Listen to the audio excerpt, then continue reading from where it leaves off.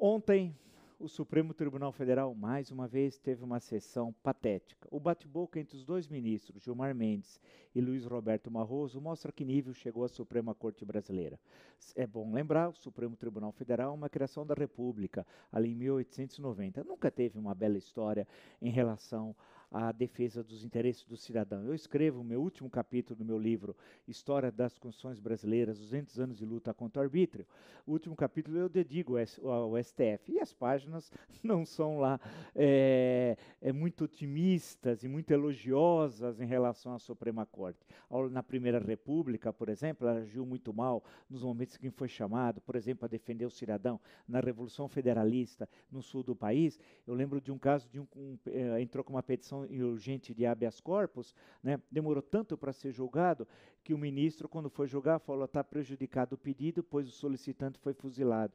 E assim vai. Os líderes anarquistas, por exemplo, anarquistas naquele sentido clássico, não esse sentido moderno, que lutavam por direitos aos trabalhadores, como menor jornada de trabalho, aposentadoria, né?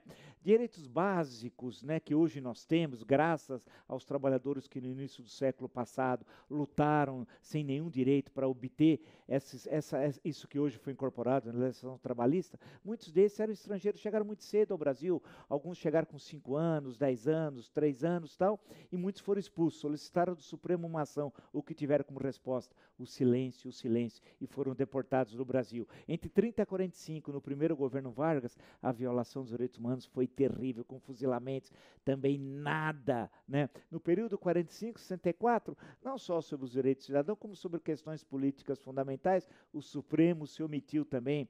Vide o caso do Café Filho, que entrou com pedido de habeas corpus para voltar à presidência da República no final de novembro de 1955, foram julgar o caso em dezembro do ano seguinte, quando o JK já tinha tomado posse a 31 de janeiro de 1956. O pedido foi prejudicado, diz o ministro, pois já o presidente eleito em outubro de 55 já tomou posse. Isso só para dar um exemplo, e poderíamos percorrer a história tal. Só passei para alguns. Então, bate-boca que mostra que continua tão lamentável como foi, mas piorou um pouquinho, porque o nível dos ministros é pior, o nível, né, de conhecimento jurídico, basta ver o jurista da Rota do Franco Opulenta para ver o nível dos ministros da Suprema Corte Brasileira tal.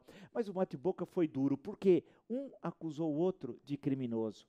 Luiz Roberto Barroso acusou Gilmar Mendes de criminoso e Gilmar Mendes acusou Luiz Roberto Barroso de criminoso. E as frases, eu vou só citar algumas delas, que foram transcritas em todos os jornais, estão em vídeos, vocês conhecem tal. Olha, Gilmar Mendes, o que Luiz Barroso falou de Gilmar Mendes: Vossa Excelência muda a jurisprudência de acordo com o réu. Isso não é Estado de Direito, isso é Estado de compadrio. Juiz não pode ser correligionário. Ou seja, está dizendo que ele julga segundo os interesses que está na capa do processo. Ou seja, olha a acusação gravíssima. Por outro lado, Gilmar Mendes, no meio desse tiroteio, respondeu: não transfira para mim essa parceria de Vossa Excelência, tem com a leniência em relação à criminalidade de colarinho branco.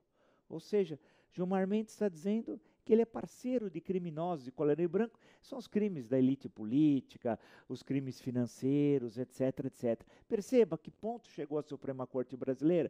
Portanto, o bate-boca de outro foi um momento triste, numa corte centenária, que faz tudo ao longo da sua história, sempre fez, menos uma coisa básica, que é a defesa da justiça. E lembrar que na nossa Constituição de 1988, o guardião da Constituição é o STF.